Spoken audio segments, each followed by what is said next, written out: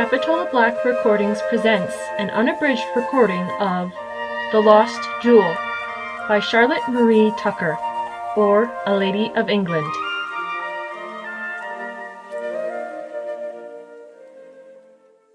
Chapter 2. The Ship on Fire.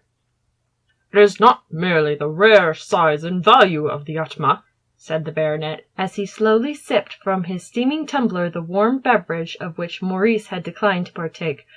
"I have other reason for prizing the jewel. It is all that is left of me of an only brother." Maurice glanced at the speaker's face, perhaps to see if it showed any sign of emotion at the recollections called up by his words. But if a fount of feeling lay beneath, it appeared as little visible in its effects as when the baronet had welcomed for the first time the orphan of a sister recently lost. "You have heard of your Uncle Gilbert?" said Sir John. "Oh, yes, often," replied Maurice sadly, for the question recalled in his mind the rectory fireside where, seated at his mother's feet, he had listened to the dear voice which he was to hear upon this earth no more. "My uncle died a few years ago at sea." "Did you ever hear the particulars of his death?" "Something about the ship being on fire, but to talk about that always pained—" Maurice paused and looked down. Sir John was not one in whose presence he could have pronounced the name of his mother. "Well," said the baronet, whom his sleep or his warm beverage had rendered more loquacious than before, "I will tell you everything that happened. Your uncle was an officer in India, a very distinguished officer, led 2 forlorn hopes, was at the taking of a great city, and when prize money and prize jewels were divided, he was the envy of the army, for there fell to his share a diamond, one of the finest that had ever been dug out of the earth. That diamond you have seen this evening. He used to carry it about in his purse by day, and put it beneath his pillow by night, and it was common saying that Gilbert Allison slept with a Rajah's ransom under his head. After a long residence in India, Gilbert decided upon returning home to recruit his health, and see your mother and me once more. He took his passage on a large vessel bound for England, embarked, and for some time pursued his voyage quite prosperously. One night, I have the account of my friend Martin, an officer in the who was fellow passenger with my poor brother. One night the ship's company were startled from their sleep by the loud cry of fire, and in a few minutes from the time when the first alarm was given, the deck presented such a scene as those who witnessed it were never likely to forget. Sailors rushing here and there, some laboring to keep down the fire, others straining every nerve to launch the boats without delay, ladies struggling up the hatchway, looking like frightened ghosts in the dim light, clasping their crying children and wildly seeking their husbands in the crowd. Volumes of smoke, getting thicker and more suffocating every moment, rolling up from the hold. All this mingled with a confusion of sounds, officers' commands, cries of the seamen, trampling of feet, hysteric shrieks, and at last the crackling noise of the flames was enough to make the boldest spirit quail. Martin saw my brother in the thick of it all, calm and collected as if on parade. There were a few invalid sailors on board, and these obeyed his commands readily, unflinchingly, as they had done 100 times in the field. The boats were lowered into the waves. The flames were spreading fast. There was not a moment to be lost. The women and children were cared for first. The poor trembling creatures were lowered over the side. No crushing, no crowding. Gilbert was the presiding spirit, for the captain of the vessel's chief efforts were directed to keeping down the fire. Those efforts were utterly in vain. The flames caught the rigging, and the darkness of night was fearfully illuminated by the devouring element. One crowded boat pushed off, another followed. Martin was in the third. By good fortune there was room for all. The captain, Gilbert, and 2 or 3 more were all who now remained upon the deck. "Come down!" shouted Martin to my brother. Gilbert grasped the rope in order to follow his companions, when suddenly a thought appeared to strike him, exclaiming, "The Atma!" It was the last word that Martin ever heard him utter. He disappeared from the vessel's side, evidently rushing back into the furnace to recover the jewel that he had forgotten till then. The sailors swung themselves down into the boat. the captain descending the last, but where was Gilbert Allison? The heat was growing awful, the red flames now made everything bright as day, the waves reflecting the lurid glare, till the boat seemed rocking on a sea of fire. Push off! Push off! Cried a dozen voices. The oars were lifted, but Martin, with loud entreaties, urged the men to wait a few seconds longer for his gallant friend in the blazing vessel. Tongues of fire, volumes of smoke burst from the portholes both fore and aft.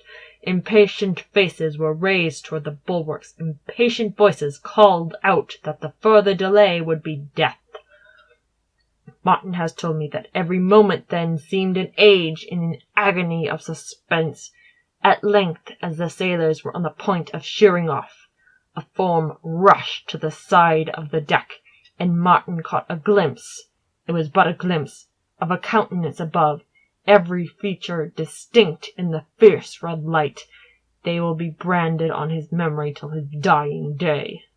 Then something was flung into the boat, and then, with a fearful crash, down came a flaming spar, striking my poor brother over the side and falling into the waves so close to the boat that it was a marvel that the little craft, heavily laden as she was not swamped by the water which splashed into it from the concussion.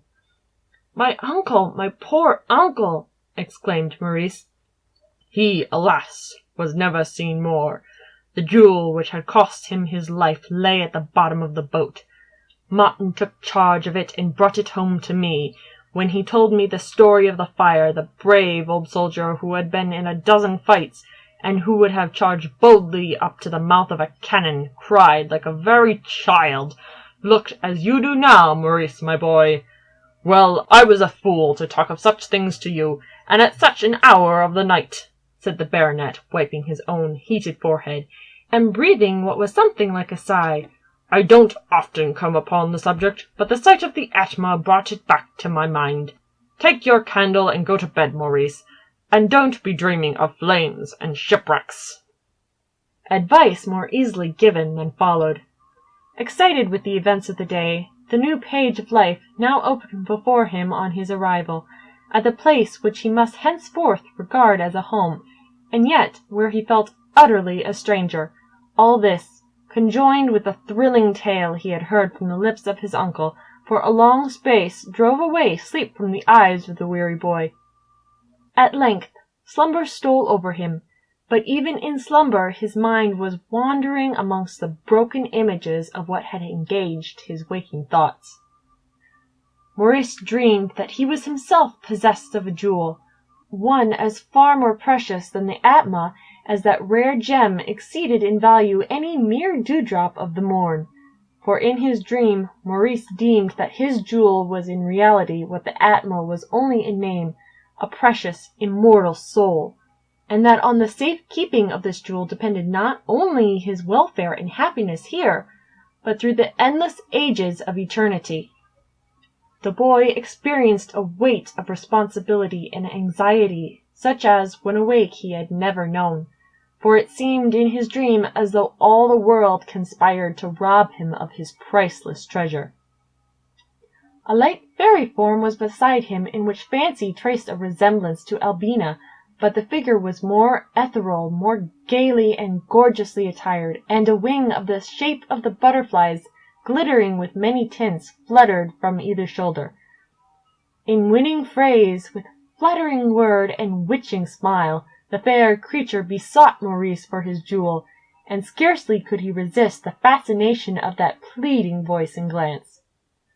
On the other hand appeared a being of coarser feature and larger form, who filled high and higher a cup chased with gold, till the contents overflowed the brim, and who, in a loud tone of command, bade him fling his jewel into the wine, and, like the Eastern queen of old, drink his treasure dissolved in the draught. As Maurice pressed his gem tighter in his grasp, a thin hand was laid heavily on his arm, and starting, he beheld a shrunken, withered old man, with grizzled beard and keen but furtive glance, who held out before him a bag of gold, and whispering close in his ear, bade him name his price for the jewel. Maurice shrank back from the old man's touch with a feeling of instinctive horror.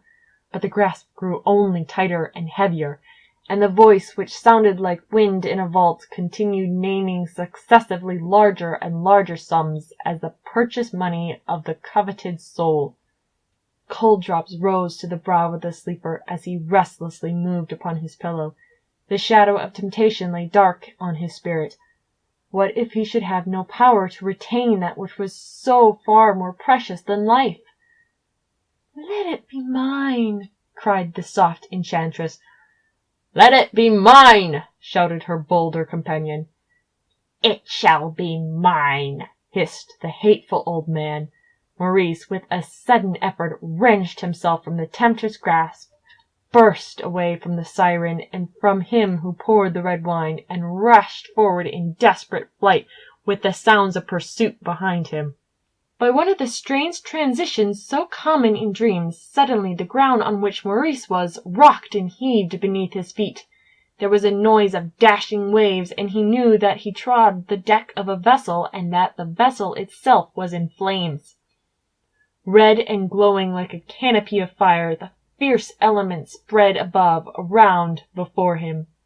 Maurice still held his jewel, but it was with the grasp of despair.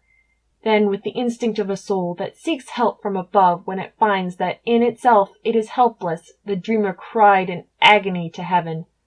At once the flames seemed to divide. An opening appeared in front, and through this opening Maurice rushed to the vessel's side. He looked over the bulwarks, and behold, close beneath, a lifeboat floated on the billows, with one at the helm whose face he could not see, but whose form was robed in glory. With another instinctive cry to his God, Maurice, in his dream, threw himself over the side and found himself safe in the boat, with the jewel, the rescued jewel, close pressed to his palpitating heart. "Saved! Saved!" he exclaimed, and with that exulting cry he awoke.